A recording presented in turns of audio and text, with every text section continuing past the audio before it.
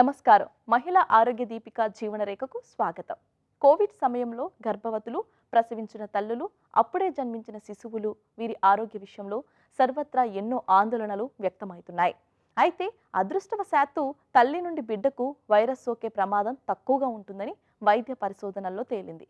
కాకపోతే గర్భధారణ, ప్రసవం, శిశువు ఆరోగ్యం వీటితో అనేక అంశాలు ముడిపడి ఉన్నాయి. సాధారణ పరిస్థితుల్లోనే 15 నుండి 19 సంవత్సరాల వయసులో ఉన్న అమ్మాయిలకు, 35 ఏళ్లు దాటిన మహిళలకు గర్భధారణలో, ప్రసవంలో సమస్యలు ఉంటాయి. అలాగే గర్భిణీల సామాజిక ఆర్థిక పరిస్థితులు, వారికి అందుబాటులో ఉన్న వసతులు, ఆహారం, వైద్య సేవలు వంటివన్నీ తల్లి బిడ్డల ఆరోగ్యం పైన ప్రభావాన్ని చూపుతూ ఉంటాయి. అందుకే బిడ్డకు జన్మనిచ్చిన ప్రతి తల్లి తన చుట్టూ ఉన్న అనేక పరిస్థితులను పరిగణలోకి తీసుకుని కరోనా నివారణకు తగిన జాగ్రత్తలను తీసుకోవాల్సి ఉంటుంది. ఆ వివరాలు ఇప్పుడు చూద్దాం.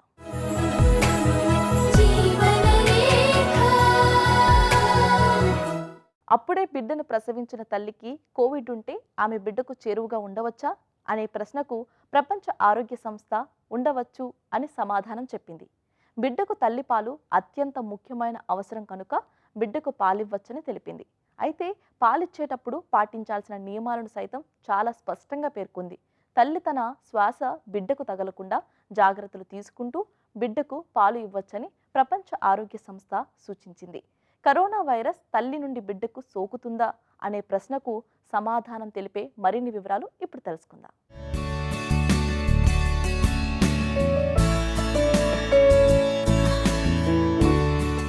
తల్లి తొలిసారి తన బిడ్డను చేతుల్లోకి తీసుకుని ఒడిలోకి చేర్చుకోవడంలో ఉండే ఆనందానికి కరోనా కాస్త ఆటంకం తెచ్చినట్టే చెప్పుకోవాలి. ఎందుకంటే అప్పుడే పుట్టిన శిశువు ఆరోగ్యాన్ని దృష్టిలో ఉంచుకుని తల్లి అనేక నియమాలు, పద్ధతులు పాటించి తీరాల్సిన పరిస్థితి.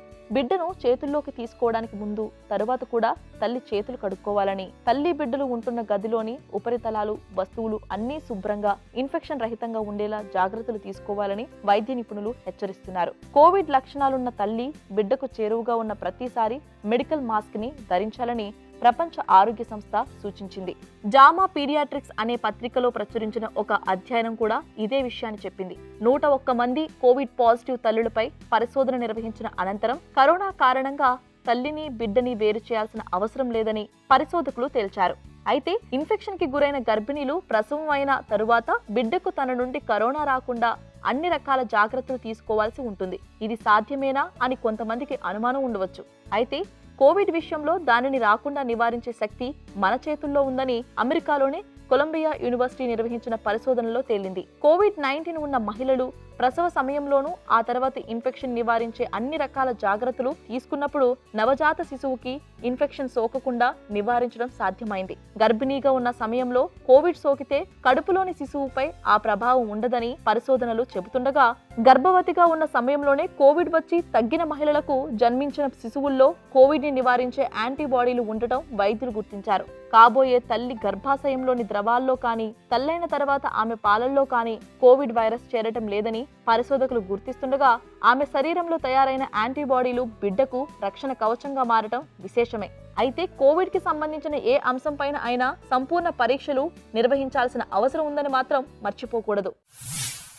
తల్లులు ఎప్పుడూ కూడా తమ ఆరోగ్యం కంటే బిడ్డల ఆరోగ్యం గురించి ఎక్కువగా ఆలోచిస్తారు సాధారణంగా, అండ్ ఇది సహజం. ఇది అయితే ఈ కరోనా టైంలో ఇంకా వాళ్ళకి చాలా ఆందోళన ఉంటుంది.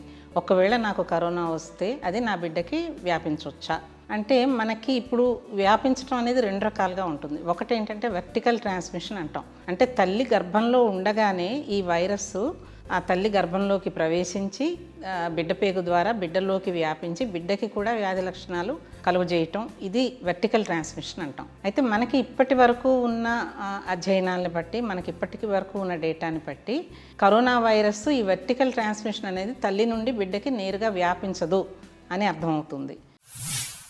నవజాత శిశువుకి కోవిడ్ వైరస్ సోకకుండా ఉండాలంటే తల్లే కాకుండా హాస్పిటల్ సిబ్బంది సైతం తప్పకుండా తగిన జాగ్రత్తలు తీసుకోవాల్సి ఉంటుంది. తల్లికి కోవిడ్ ఉన్నా లేకపోయినా హాస్పిటల్ సిబ్బంది ప్రసవించిన తల్లి విషయంలో కొన్ని నియమాలు పాటించాలి. ఆమెకు ఎలాంటి సమస్యలు లేకపోతే ఆమెని త్వరగా ఇంటికి పంపేయడం మంచిది. అలాగే తల్లి బిడ్డలకు దగ్గరగా వెళ్లకుండా హాస్పిటల్ సిబ్బంది సామాజిక దూరం పాటించాలి, మాస్కులను ధరించాలి. కోవిడ్ తల్లులు బిడ్డల పట్ల తీసుకోవాల్సిన జాగ్రత్తలను తల్లులకు సూచించాల్సి ఉంటుంది. కోవిడ్ సోకిన తల్లులు మాస్క్ను ధరించి చేతులు, శరీర శుభ్రతని పాటిస్తూ శిశువులకు పాలివ్వచ్చని వైద్య నిపుణులు చెబుతున్నా, పాలు ఇచ్చిన తరువాత చిన్నారిని సురక్షితమైన ఊయలలో ఉంచి తల్లికి 6 అడుగుల దూరంలో ఉంచాలని శాస్త్రవేత్తలు చెబుతున్నారు. కోవిడ్ సమయంలో కూడా మామూలు సమయంలాగే తల్లి బిడ్డల మధ్య అనుబంధాన్ని పెంచేలా చర్యలు తీసుకోవాలని, అదే సమయంలో వైరస్ వ్యాపించకుండా కూడా జాగ్రత్తలు తీసుకోవాలని వారు సూచిస్తున్నారు. కోవిడ్ సోకిన తల్లులకు జన్మించిన బిడ్డలు వైరస్ బారిన పడకుండా ఆరోగ్యంగా ఉండటం పరిశోధకులు గుర్తించారు. అయితే ఇంతకు ముందు కొంతమంది పరిశోధకులు కోవిడ్ సోకిన తల్లి బిడ్డకు నేరుగా పాలు ఇవ్వరాదని చెప్పారు. కాగా కోవిడ్ విషయంలో అలాంటి భయాలు అక్కర్లేదని కొలంబియా యూనివర్సిటీలోని ఇర్వింగ్ మెడికల్ సెంటర్ పరిశోధకులు భావిస్తున్నారు. ఏది ఏమైనా తల్లి తన వలన బిడ్డ ఇబ్బందులు పడకుండా అప్రమత్తంగా ఉండటం మాత్రం తప్పనిసరి. ముఖ్యంగా చాలా వరకు అధ్యయనాల్లో మనకి ఇది వ్యాపించదు అనే తేలింది. కానీ ఒక్క చిన్న అధ్యయనంలో మాత్రం, అది చైనా నుండి వచ్చిన అధ్యయనంలో, ఉమ్మనీరులోనూ బిడ్డ పేగులోనూ ఈ వైరస్ పాజిటివ్ వచ్చింది, బిడ్డలకి తల్లి నుండి డైరెక్ట్గా సోకే అవకాశం ఉంది అని వచ్చింది. కానీ పూర్తిగా ఇది ఆమోదించబడలేదు. ఒకటి పెరుగు నుండి ఒక కేసు రిపోర్ట్ చేశారు. ఇందులో కాన్పైన తర్వాత 16 గంటల లోపల బిడ్డకి PCR చేసినప్పుడు, తల్లికి కరోనా పాజిటివ్ తల్లికి పుట్టిన బిడ్డకి ఈ పాలిమరైజ్ చైన్ రియాక్షన్ ద్వారా పరీక్ష చేసినప్పుడు అది పాజిటివ్ వచ్చింది. అందుకని ఇది తల్లి గర్భంలోనే డైరెక్ట్గా సోకింది అని వాళ్ళ ప్రతిపాదన. ఇది కూడా ఇంకా అంగీకరించడం అనేది జరగలేదు. మనకి ఇంకా ఎక్కువగా డేటా అవసరం ఉంటుంది ఇది తెలియటానికి. వారాలు, నెలల వయసున్న పిల్లలకు చిన్నపాటి ఆరోగ్య సమస్య వచ్చినా కంగారుగా ఉంటుంది. ఇప్పుడున్న పరిస్థితుల్లో మరింత ఆందోళన కలగవచ్చు. బిడ్డకు దగ్గు, జలుబు, జ్వరం లాంటి లక్షణాలు ఏవి కనబడినా డాక్టర్ని సంప్రదించడం అవసరం. ఒకవేళ తల్లికి కోవిడ్ ఉన్నా, వచ్చి తగ్గినా బిడ్డ ఆరోగ్యం విషయంలో ఆందోళన ఉండటం సహజం. తల్లి అలాంటి స్థితిలో ఉన్నప్పుడు బిడ్డకు కూడా పరీక్ష చేయించాల్సిన అవసరం ఉందా అనే సందేహం కూడా కలుగుతుంది. అయితే బిడ్డకు ఎలాంటి ఆరోగ్య సమస్యలు లేనప్పుడు కోవిడ్ నిర్ధారణ పరీక్ష అవసరం లేదని చెప్తున్నారు వైద్య నిపుణులు.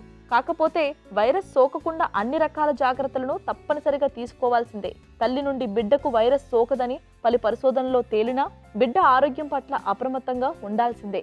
ఏవైనా సందేహాలుంటే ఎప్పటికప్పుడు వైద్యులను సంప్రదిస్తూ తగిన సలహాలు తీసుకోవాలి.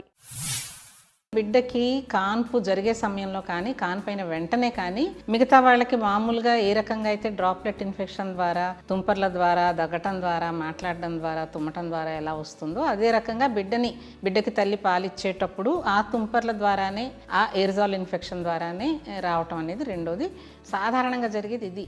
ఒకవేళ తల్లులు కనుక సరైన జాగ్రత్తలు తీసుకోకపోతే బిడ్డని హ్యాండిల్ చేసేటప్పుడు ఈ వ్యాధి డైరెక్ట్గా తల్లి నుండి బిడ్డకు వ్యాపించడం అనేది జరగవచ్చు. ఆ పాసిబిలిటీ ఉంది. కోవిడ్ ఈ భూమి మీదకు కొత్తగా వచ్చిన వైరస్ కావటంతో దీని చికిత్స, వ్యాక్సిన్ రూపకల్పన, నివారణ, మందులను కనుగొనటం అన్నీ ఏకకాలంలో జరుగుతున్న పరిస్థితులున్నాయి. ఎప్పటికప్పుడు కొత్త విషయాలు వెలుగులోకి వస్తున్నందున ఏది నిర్దిష్టంగా చెప్పలేమని పరిశోధకులు తరచుగా చెప్తున్నారు.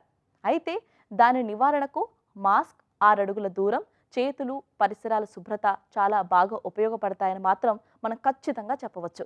తల్లి బిడ్డల ఆరోగ్యం అనేది ఇంటికే కాదు, సమాజాలకు, దేశాలకు సైతం అత్యంత ముఖ్యమైన విషయం. అందుకే ప్రతి దేశం తన ఆరోగ్య విధానాల్లో మాతా శిశు ఆరోగ్యం కోసం నిధులు కేటాయిస్తూ ప్రత్యేకమైన పథకాలను ప్రవేశపెడుతుంది. మరి అలాంటప్పుడు కరోనా కారణంగా తల్లి బిడ్డలకు ఎలాంటి హాని జరగకుండా చూసుకోవడం మరింత ప్రధాన కర్తవ్యమని వారి కుటుంబ సభ్యులు, ఆరోగ్య వైద్య సిబ్బంది గుర్తుంచుకోవాలి. కొంతమంది స్త్రీలు తాము గర్భం ధరించినట్టు తెలియగానే ఎక్కువ విశ్రాంతి తీసుకోవాలని అనుకుంటారు. అది అపోహ మాత్రమే. అంతకుముందు ఎలాంటి జీవనశైలిని గడిపారో దాన్నే ప్రారంభంలో కొనసాగించవచ్చని నిపుణులు అంటున్నారు. అంతకుముందు వరుసగా గర్భస్రావాలు జరిగి గర్భాశయ ముఖద్వార సమస్యలు, ఇతరాత్ర ఆరోగ్య సమస్యలు ఉండి విశ్రాంతి అవసరమని వైద్యులు సూచిస్తే తప్ప గర్భిణీలు మొదటి నెలలో అవసరానికి మించి విశ్రాంతి తీసుకోవాల్సిన అవసరం లేదు. ఇప్పుడు స్త్రీల అనారోగ్య సమస్యలకు వైద్యుల సలహాలను చూద్దాం.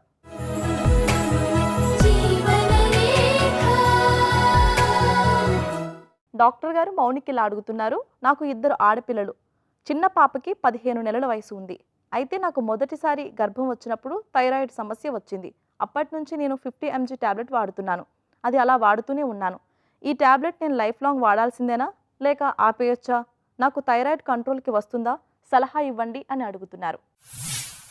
మౌనిక గారు, మీకు ప్రెగ్నెన్సీలో థైరాయిడ్ బయటపడి ఉండొచ్చండి, కానీ మేబీ మీకు దాని ముందే థైరాయిడ్ ఉండుండొచ్చు, కానీ ప్రెగ్నెన్సీలో టెస్ట్లు చేస్తారు కాబట్టి అప్పుడు బయటపడింది. ఇప్పుడు మీ అమ్మాయి పుట్టి ఆల్రెడీ 15 నెలలు అంటున్నారు. ఇప్పుడు కూడా మీకు థైరాయిడ్ ఉంది అంటే అది ప్రెగ్నెన్సీ వల్ల వచ్చిన థైరాయిడ్ కాదండి. సో ఇలాంటి థైరాయిడ్ ప్రాబ్లం ఉన్న వాళ్ళు కంటిన్యూస్గా ట్రీట్మెంట్ వాడాలండి. ప్రెగ్నెన్సీలో కొంచెం డోస్ ఎక్కువ అవసరం పడవచ్చు, కానీ మిగతా అప్పుడు మాత్రం మీరు ఏదైతే 50 వేసుకుంటున్నానన్నారో ఆ 50 డోస్ కంటిన్యూ చేయాలండి. ఇప్పుడు థైరాయిడ్, షుగర్, బీపీ లాంటి వ్యాధండి. ఒకసారి థైరాయిడ్ వచ్చింది అంటే జీవితకాలం టాబ్లెట్స్ కంటిన్యూ చేయాల్సి ఉంటుంది. మీరు కరెక్ట్గా టాబ్లెట్స్ వాడితే, థైరాయిడ్ మందులు ఎప్పుడు పొద్దున లేచిన వెంటనే పరగడుపున వేసుకోవాలండి. ఆ తర్వాత ఒక అరగంట వరకు వేరే ఏ టాబ్లెట్ కానీ వేరే ఏ తిండి పదార్థం కానీ తీసుకోకూడదు. ఇలా కరెక్ట్గా థైరాయిడ్ వాడుకుంటూ వస్తే, కరెక్ట్గా కంట్రోల్ మెయింటైన్ చేస్తే మీకు డోస్ పెంచే అవసరం కూడా ఉండదండి. దీంతో పాటు బరువు కూడా మీరు పెరగకూడదండి. ఫిట్నెస్ మెయింటైన్ చేయాలి. మీరు బరువు పెరిగే కొద్దీ థైరాయిడ్ కూడా బరువు ఎక్కువ డోస్ రిక్వైర్మెంట్ కూడా అవసరం పడుతూ ఉండొచ్చండి. దీనివల్ల కరెక్ట్గా కంట్రోల్లో ఉంటే థైరాయిడ్ మీకు హెల్త్కి ఏం ప్రాబ్లం రాదండి. సో టాబ్లెట్స్ కరెక్ట్గా వేసుకోండి. మీకు జబ్బు వచ్చేసింది అన్న ఫీలింగ్ కాకుండా కరెక్ట్గా కంట్రోల్ పెట్టుకుంటే మీరు అందరూ మామూలు మనుషుల్లాగానే లైఫ్ అంతా లివ్ చేయొచ్చండి. దానివల్ల ఏమి వేరే సైడ్ ఎఫెక్ట్స్ ఉండవండి. డాక్టర్ గారు, శ్రీ ఇలా అడుగుతున్నారు. నా వయసు 21 సంవత్సరాలు. ఇప్పుడు నాకు 7వ నెల.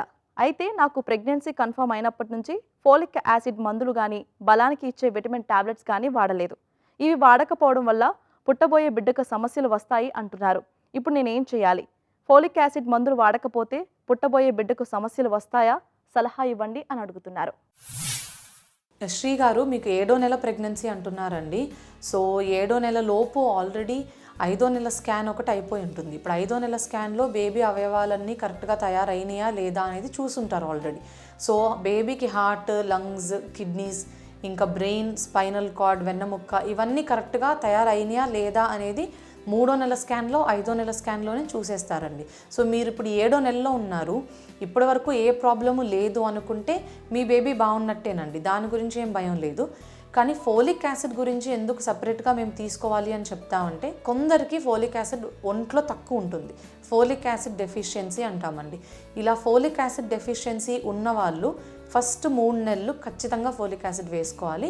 ఇంకా దీనికంటే బెటర్ ఆప్షన్ ప్రెగ్నెన్సీ రాక ముందు కూడా 3 నెలలు వేసుకొని ఉంటే బెటర్గా ఉంటుందండి. సో వాళ్ళ ఒంట్లో ఫోలిక్ యాసిడ్ లెవెల్స్ పెరుగుతాయి. సో పిండం తయారీ స్టేజ్లో ఉన్నప్పుడు బేబీ బ్రెయిన్, బేబీ వెన్నముక్క ఇవన్నీ చాలా ఎర్లీగా తయారైపోతాయండి. 6 వారాలకి, 7 వారాలకి, 8 వారాలకి అప్పుడే తయారైపోతుంది. అంటే 2 నెలల లోపే తయారైపోతుంది ఇదంతా. సో ఫోలిక్ యాసిడ్ డెఫిషియన్సీ ఉన్న వాళ్ళకి ఈ తయారీలో ప్రాబ్లం ఉంటుందండి. అప్పుడు వెన్నముక్కలో ప్రాబ్లం ఉండడము, బ్రెయిన్లో ప్రాబ్లం ఉండడము ఇలాంటివి చూస్తాము. కానీ మీకు ఏ ప్రాబ్లం లేకుండా మీరు 7 నెలల దాకా వచ్చారు, మీ స్కాన్స్ అన్నీ నార్మల్ ఉండుంటే భయమేం లేదండి ఫోలిక్ యాసిడ్ తీసుకున్నందుకు. కానీ నెక్స్ట్ టైం మీరు ప్రెగ్నెన్సీ ప్లాన్ చేసుకునేటప్పుడు మాత్రం ప్రెగ్నెంట్ అయిన దాకా వెయిట్ చేయకండి. ప్లాన్ చేసుకుంటున్నారు అంటే ముందే ఫోలిక్ యాసిడ్ టాబ్లెట్ స్టార్ట్ చేసేయండి.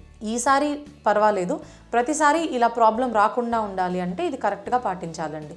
ఇంకా విటమిన్ టాబ్లెట్స్ అంటే ప్రెగ్నెన్సీలో మామూలుగా మేము ఐరన్ టాబ్లెట్స్ ఇస్తాము, కాల్షియం టాబ్లెట్స్ ఇస్తాము అండి, విటమిన్ డి కూడా ఇస్తామండి. సో ఐరన్ టాబ్లెట్స్ మీకు హీమోగ్లోబిన్ లెవెల్ తక్కువ అవ్వకుండా, ఎందుకంటే బేబీ లోపల పెరిగే కొద్దీ హీమోగ్లోబిన్ డిమాండ్ పెరుగుతుంది బాడీలో. సో ఐరన్ డిమాండ్ కూడా ఎక్కువ పెరుగుతుందండి. సరిపడాలి అంటే మీరు ఐరన్ టాబ్లెట్స్ వేసుకోవాలి కాబట్టి ఇస్తాము. కానీ ముందుగానే కొందరికి హీమోగ్లోబిన్ చాలా బాగుంటుంది, బేబీ కడుపులో పెరుగుతున్నప్పుడు కూడా అదే లెవెల్ సరిపోతే మీకు ఏ ఇబ్బంది ఉండదండి. సో కంపల్సరీ కాదండి. సో ఇప్పుడు దాకా మీ హీమోగ్లోబిన్ బాగుంది అంటే మీరు ఐరన్ టాబ్లెట్స్ గురించి వరి అవనవసరం లేదండి. Second, calcium tablet and vitamin D tablets. మామూలుగా ఇండియన్స్ అందరికీ కొంచెం విటమిన్ డి ఒంట్లో తక్కువే ఉంటుందండి. సో విటమిన్ డి తక్కువ ఉంటే లేదా కాల్షియం తక్కువ ఉంటే బాడీలో బీపీ వచ్చే రిస్క్ ఉంటుందండి ప్రెగ్నెన్సీలో. సో ఇప్పటికేం ఆలస్యం లేదు. మీరు 7 నెలలు ప్రెగ్నెన్సీ అంటున్నారు, ఇప్పుడైనా స్టార్ట్ చేసి తీసుకోవడం మేలండి. ఎందుకంటే calcium levels, vitamin D levels ప్రెగ్నెన్సీలోనే కాకుండా తర్వాత పాలు పట్టేటప్పుడు కూడా ఇంపార్టెంట్ అండి వేసుకోవడం. సో ఇప్పటి నుంచి స్టార్ట్ చేసి డెలివరీ అయినాక 6 నెలల వరకు కూడా కంటిన్యూ చేయండి. సో బేబీకి కూడా మంచి హెల్దీ పాలు వస్తాయి. సో మీరు బేబీ ఇద్దరూ బాగుంటారండి. కాల్షియం, విటమిన్ డి వేసుకోండి. గర్భిణీలు 2వ నెలలో బరువు పెరుగుతారు. పగటి వేళ కూడా నిద్రమత్తు వేధిస్తూ ఉంటుంది. కాబట్టి ఉద్యోగినులు ప్రయాణాల్లో జాగ్రత్తగా ఉండాలి. నిద్రమత్తుతో ఉన్నప్పుడు ఇంటికే పరిమితమైతే మంచిది. కొందరికి 2వ నెల నుంచే వికారం, వాంతులు మొదలవుతాయి. ఇలాంటప్పుడు ఎలాంటి ఆహారం తినాలనిపిస్తుందో దాన్నే తినాలి. ఇష్టం లేని పదార్థాలను బలవంతంగా తినాల్సిన అవసరం లేదు. అయితే పోషకాలన్నీ అందుతున్నాయో లేదో సరిచూసుకుంటూ ఉండాలి. డాక్టర్ గారు, స్వాతి ఇలా అడుగుతున్నారు. నా వయసు 22 సంవత్సరాలు. నాకు 8 నెలల క్రితం సిజేరియన్ ఆపరేషన్ జరిగింది. నేను కొంచెం బరువు ఎక్కువగా ఉంటాను. అయితే డెలివరీ సమయంలో నాకేమీ సమస్యలు రాలేదు. కానీ ఇప్పుడు నాకు బాగా నడునొప్పి వస్తుంది. నాకు జరిగిన సిజేరియన్ ఆపరేషన్కు నడునొప్పికి సంబంధం ఉందా? సలహా ఇవ్వండి అని అడుగుతున్నారు. స్వాతి గారు, ప్రెగ్నెన్సీలో కొన్ని చేంజెస్ వలన బ్యాక్లో షేప్ అనేది మారుతుంది. అండ్ అంతేకాకుండా అంటే బాడీలో కొన్ని చేంజెస్ వలన కూడాను ఈ బ్యాక్ పెయిన్ అవన్నీ అనేది ప్రెగ్నెన్సీలో చాలా ఎక్కువగా ఉంటుందండి. సో ప్రెగ్నెన్సీ తర్వాత బ్యాక్ స్ట్రెంథనింగ్ ఎక్సర్సైజెస్ అంటే బ్యాక్ ఎక్సర్సైజెస్ చేయటం వలన ఇది కొంతవరకు మనం అవాయిడ్ చేయొచ్చు. అండ్ అంతేకాకుండా ఇవి ఎక్కువగా స్పైనల్ అనస్థీషియా అంటే డెలివరీ అయిన తర్వాత, సిజేరియన్ ద్వారా డెలివరీ అయిన తర్వాత ఈ సమస్యలు ఎక్కువగా తలెత్తుతున్నాయని అని అనుకుంటారు. యూజువల్గా ఏమవుతుంది అంటే ప్రెగ్నెన్సీలో కొన్ని చేంజెస్ వలన ఈ బాడీలో అంటే స్పైన్లో కొన్ని స్పేసెస్ అనేది ఉంటాయి. ఆ స్పేస్ అనేది ప్రెగ్నెన్సీలో కొంచెం ఎక్కువగా ఉంటుందన్నమాట. సో అలాంటప్పుడు స్పైనల్ అనస్థీషియా ఇవ్వటం అనేది జరుగుతూ ఉంటుంది. తర్వాత ఏమవుతుంది అంటే ప్రెగ్నెన్సీ తర్వాత మళ్ళీ ఆ చేంజెస్ అనేది రివర్ట్ బ్యాక్ అవ్వటం వలన అంటే ప్రీ ప్రెగ్నెంట్ స్టేట్కి వెళ్ళేటప్పుడు ఈ స్పేసెస్ అనేవి నేరో అవుతూ ఉంటాయన్నమాట. సో దీని వలన ఏమవుతుంది అంటే ఆ బ్యాక్ పెయిన్ అనేది ఎక్కువగా రావటము, ఇలాంటివనేవి ఎక్కువగా సమస్యలు అంటే బ్యాక్ పెయిన్, కిందకి వంగిన ఇబ్బందిగా ఉండటము, ఇలాంటి సమస్యలతో ఎక్కువగా మా దగ్గరికి వస్తుంటారు. సో యూజువల్గా ఏం చేయాలి అని అంటే ప్రెగ్నెన్సీ అయిన తర్వాత అంటే ముఖ్యంగా డెలివరీ అయిన తర్వాత బ్యాక్ స్ట్రెంథనింగ్ ఎక్సర్సైజెస్ అనేది 4 నుంచి 6 వారాల తర్వాత తప్పనిసరిగా ప్రతి ప్రెగ్నెంట్ లేడీ పోస్ట్ నాటల్ టైంలో చేయాల్సి ఉంటుంది. సో దానివలన ఏంటి ఉపయోగాలు అని అంటే ఈ బ్యాక్ పెయిన్ రాకుండా ఉండటం అండ్ అంతేకాకుండా ఈ స్పైనల్ అనస్థీషియా వలన వచ్చే ఇబ్బందులన్నీ తగ్గిపోవటం అండ్ అంతేకాకుండా వెయిట్ లాస్ అనేది జరగటం వలన మిగతా ఇతర ఇబ్బందులు కూడా తగ్గటం అనేది చూస్తూ ఉంటాం. సో తప్పనిసరిగా ప్రతి ఒక్కళ్ళు కూడాను డెలివరీ అయిన తర్వాత 4 నుంచి 6 వారాల తర్వాత తప్పకుండా బ్యాక్ స్ట్రెంథనింగ్ ఎక్సర్సైజెస్ అనేది తప్పనిసరిగా చేయాల్సి ఉంటుంది. డాక్టర్ గారు, పూజిత ఇలా అడుగుతున్నారు.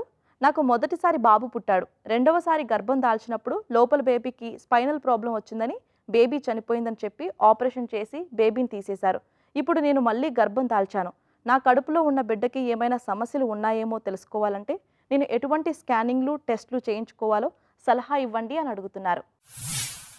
పూజిత గారు, యూజువల్గా ఏంటి అంటే మీరు చెప్పిన సినారియో బట్టి లేకపోతే మీరు ఇస్తున్న ఎక్స్ప్లెనేషన్ బట్టి నాకు అర్థమైంది ఏంటి అంటే బేబీకి వెన్నుముకలో ప్రాబ్లం ఉండటం వలన సడన్గా బేబీ చనిపోవటం అనేది జరిగింది. అండ్ దాని తర్వాత సిజేరియన్ ద్వారా బిడ్డను తీశారు అన్న విషయం అయితే మీరు క్లియర్గా నాకు చెప్పారు. దీన్నే మనం ఎనెన్కెఫ్లీ అని కూడా అంటాము.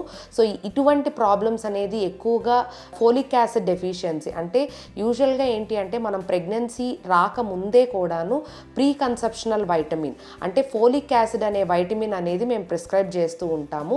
అది ప్రెగ్నెన్సీకి ప్లాన్ చేసుకునే ముందు నుంచే 3 నెలల ముందు నుంచి ఇది వాడాల్సి ఉంటుంది. సో ఈ ఫోలిక్ యాసిడ్ అనే అంటే ఫోలిక్ యాసిడ్ అనేది ఎందువలన అంటే బేబీకి ఇలాంటి అవయవ లోపాలు లేకుండా ఉండటానికి కొంతవరకు ఉపయోగపడుతుంది అన్నమాట. సో ప్రతి ఆడవాళ్ళు కూడాను 3 months బిఫోర్ అంటే ప్రెగ్నెన్సీ ప్లాన్ చేసుకునే ముందే గైనకాలజిస్ట్ని సంప్రదించి వీలైతే ఈ ఫోలిక్ యాసిడ్ అంటే ప్రీ కన్సెప్షనల్ వైటమిన్ అనేది స్టార్ట్ చేయాల్సి ఉంటుంది. సో ఇవి స్టార్ట్ చేయటం వలన యూజువల్గా ఇలాంటి కాంప్లికేషన్స్ అనేది మనం కొంతవరకు అవాయిడ్ చేయొచ్చు. మోస్ట్ కామన్గా ఇది కారణం అయ్యి ఉండొచ్చు. లేదు అంటే కొంతమందికి అంటే బేబీ అవయవాలు డెవలప్ అయ్యేటప్పుడే కొన్ని లోపాలు ఉండటం వలన కూడాను ఈ ఇబ్బంది అనేది జరుగుతూ ఉంటుంది. కొంతమందికి ఏంటి అంటే ఇది కారణం అని లేకుండా కూడా అంటే తల్లిలో వయసు ఎక్కువగా ఉన్నా, తండ్రి వయసు కొంచెం ఎక్కువగా ఉన్నా కూడాను అలాంటప్పుడు ప్రెగ్నెన్సీ అనేది ప్లాన్ చేసుకున్నప్పుడు కూడాను ఇలాంటి లోపాలు అనేది ఎక్కువగా మనం చూస్తూ ఉంటాం అన్నమాట. ఇవన్నీ కొంతవరకు మనం అవాయిడ్ చేసే విషయాలు. ఇంకొన్నిసార్లు ఏమవుతుంది అంటే అసలు కారణం అనేది లేకుండా కూడాను కొంతమంది బేబీస్లో ఇలాంటి సమస్యలు అనేది చూస్తూ ఉంటాం. యూజువల్గా ఇలాంటి సమస్యలు హిస్టరీలో ఉన్నప్పుడు అంటే ముందు హిస్టరీ అంటే ముందు ప్రెగ్నెన్సీలో ఇలాంటి సమస్యలు ఉన్నాయి అని అంటే తప్పనిసరిగా మీ గైనకాలజిస్ట్ని ఈ విషయం చెప్పాల్సి ఉంటుంది. సో ప్రీ కన్సెప్షనల్గా అంటే ప్రెగ్నెన్సీ ప్లాన్ చేసుకునే ముందే ఈ ప్రీ కన్సెప్షనల్ వైటమిన్ అంటే ఫోలిక్ యాసిడ్ లాంటివి ఇస్తూ ఉంటాము. ఆ తర్వాత ప్రెగ్నెన్సీ అయిన తర్వాత కూడా రెగ్యులర్ యాంటీనేటల్ విజిట్స్ అంటే యాంటీనేటల్ విజిట్స్ ద్వారా స్కానింగ్ ద్వారా ఇది కొంతవరకు ఉందా లేదా అన్నది మనకు ముందుగానే తెలుస్తూ ఉంటుందన్నమాట. సరిగ్గా 11 నుంచి 13 వారాల 6 రోజుల మధ్యలో ఎన్టీ స్కాన్ అంటే nuchal translucency scan, double marker టెస్టులు చేయటం ద్వారా కొంతవరకు మనం ఎర్లీగా ఈ విషయాలన్నీ తెలుసుకొని దానికి వీలైన పద్ధతిలో ట్రీట్మెంట్ అనేది తీసుకోవటం అనేది తప్పనిసరిగా ఇంపార్టెంట్. గర్భిణీలకు 3వ నెల ఎంతో కీలకం. ఈ నెలలో గర్భస్రావం అయ్యే అవకాశాలు ఎక్కువ అనేది అపోహే. గర్భం దాల్చిన మహిళల్లో 10 నుంచి 15% మందికి గర్భస్రావం అవుతుంది. క్రోమోజోముల్లో లోపాలు, గర్భాశయ ముఖద్వారం వదులుగా ఉండటం, పూర్వం గర్భస్రావాలు జరిగి ఉండటం, ఇతరత్ర అనారోగ్యాలు ఇలా 3వ నెలలో గర్భస్రావానికి చాలా కారణాలుంటాయి. అలాగని ఎవరికో 3వ నెలలో గర్భస్రావం జరిగిందని మనకు అలాగే జరిగే అవకాశం ఉండొచ్చని అనుకోవడం పొరపాటు. అన్ని రకాలుగా ఆరోగ్యంగా ఉన్నవాళ్ళు అబార్షన్ జరిగే అవకాశాలు చాలా తక్కువ. ఇది నేటి మహిళా ఆరోగ్య దీపిక జీవనరేఖ. మరో కార్యక్రమంలో మళ్ళీ కలుద్దాం. అంతవరకు సెలవు. నమస్తే. మీ ఆరోగ్య సమస్యలను, సందేహాలను మాకు పంపించవలసిన వాట్సాప్ నంబర్ 8790597766.